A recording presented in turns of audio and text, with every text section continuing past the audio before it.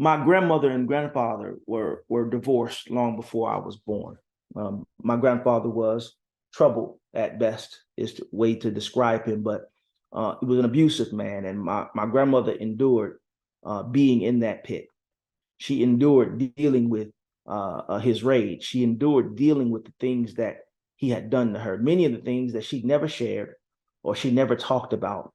But I knew they were estranged, and I knew that uh, it wasn't a good relationship at all. And so they didn't end well. And of course, they lived their separate lives. And what comes to mind is one day in the 80s, my grandfather was stabbed in the alleyway.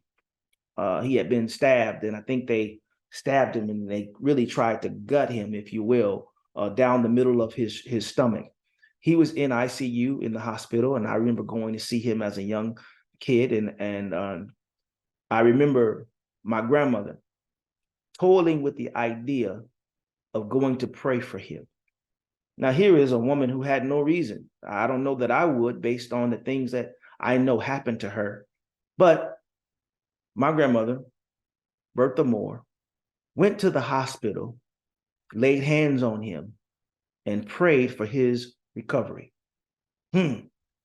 Shouts me to think about the idea of forgiving someone who hurt you so severely that uh, that hurt you so severely that you could humble yourself to do exactly what the scripture for community that Pastor walked us into and what Jesus did on the cross in praying for those who were hurting him and beating him and misusing him and crucifying him, to say, Father, forgive them.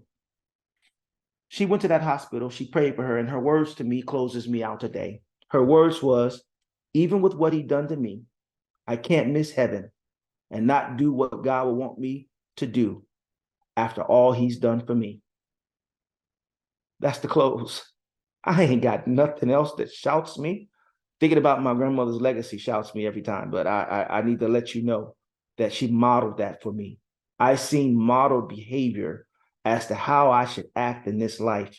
And when you model the behavior of Christ, your legacy will continue because your children, your children's children will watch you and know that you don't despise, you energize.